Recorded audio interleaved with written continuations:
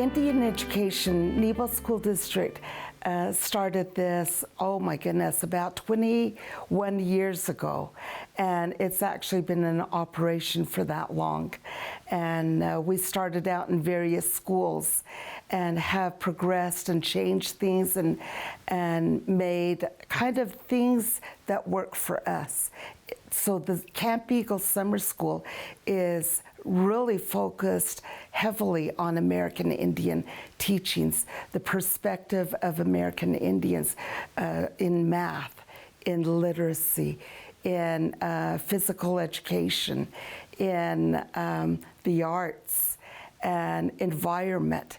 And so we cover all of those areas during the 1 month summer school that we hold, our Camp Eagle Summer School.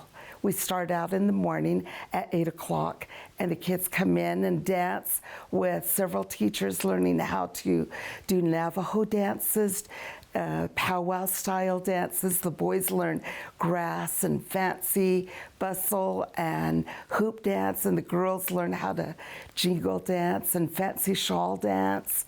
And they learn about the regalia, what kind of clothes to wear, how to put it together, and to be able to dance, the reason for the origin stories behind the dance, and why they go out and do these dances that their ancestors have been doing for a lot of times hundreds of years and back.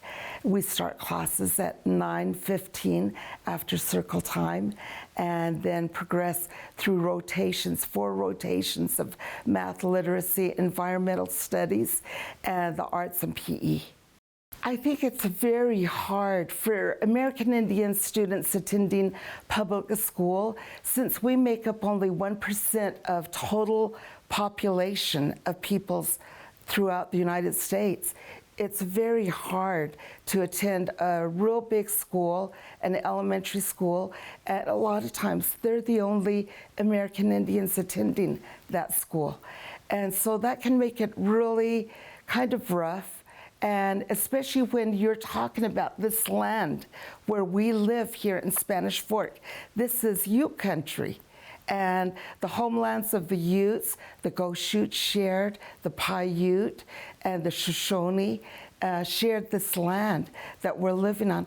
There's so much history and culture that's tied to the environment of these mountains, the rivers, the lake, and everything that we have here in this beautiful valley, that a lot of time that's not presented in everyday classrooms. The contributions of American Indians to our society oftentimes is overlooked. And so this is why Camp Eagle Summer School is very important. It gives us a chance to go back about this time, this place, the space of where we're at, and really be able to tell it from the indigenous perspective of math, literacy, the arts, all that goes with it. So this year we've been focusing on Navajo weaving, and we incorporated math concepts into Navajo weaving. And so some of the math concepts that we've been focusing on is patterns, symmetry, and measurement. So those are some mathematical concepts that we're teaching the kids while we're doing our weaving. We started off with our loom, and the kids were able to warp their own loom, and they're going to do weaving today. But before we did that process, we had to do the dyeing of the yarn, which the Navajo people did long ago. We had the opportunity to go and pick different plants and foods, and the kids went outside and we were able to boil water and put natural plants into the boiling water and watch the process of dyeing yarn with wool. And so we put the yarn in the boiling water and we let it sit all day, and we also had the opportunity of drying them. I want to show you guys some of the yarn that the kids dyed. This was actually Navajo tea. That's a natural plant from Navajo land. We also did roses, yellow roses, and this is what it turned out to be, a pretty yellow color. We did cherries, and it turned out to be a really pink, pretty color. And then we also did red roses. So we are going to be using the yarn, and we're going to be weaving them with our looms today. I love that we can gather all of the Native American students in our community, in the school district, and we get to teach them about our culture, which they probably don't get at home. And I grew up in this program, and I worked with Eileen, and she is the one that taught me a lot of my culture, because I lived here, I lived in Mapleton, Utah, and I didn't have my culture around me. But being here at Title VI, I got to see my culture, I got to learn songs, I got to do the arts, I got to do things that I would have never have done in my life. And so because of that, I want to do that for these children. I want to teach them their culture, because this might be the only place that they learn it. I had a student, a young girl, that came in, and she joined. I had a hard time getting a hold of her during the year. She struggled, and I could see by her grades and her attendance that there was something, some things that she was struggling with. And so I talked to the family. I brought her into Indian education. Well, in Camp Eagle Summer School, she started drawing. We were making murals that year. She started creating with her hands. And we started learning about Indian heroes, great men like Chief Joseph and Sitting Bull, and they were ones that she was aware of. And to see the light go on in her eyes, she came out of Camp Eagle Summer School, a beautiful mural of a fancy dancer that blossomed right in front of our eyes. She was a fancy dancer. She created it and talked about her dancing. The following year, as school started, the grades started changing. She was able to connect to her identity. There was teachers that were supporting and reaffirming the strength of her community. Not downgrading it or marginalizing it or letting it be invisible. She started talking about it.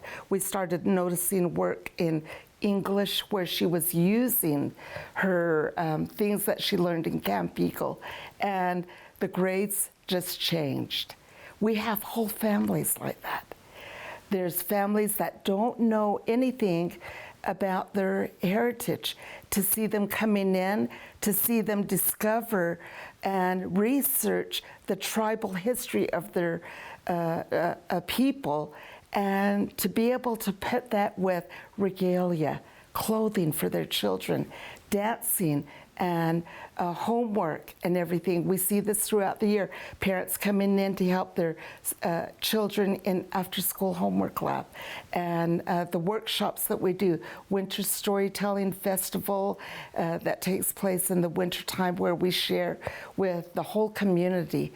You see it come alive, and you see these families starting to really take a hold of who they are.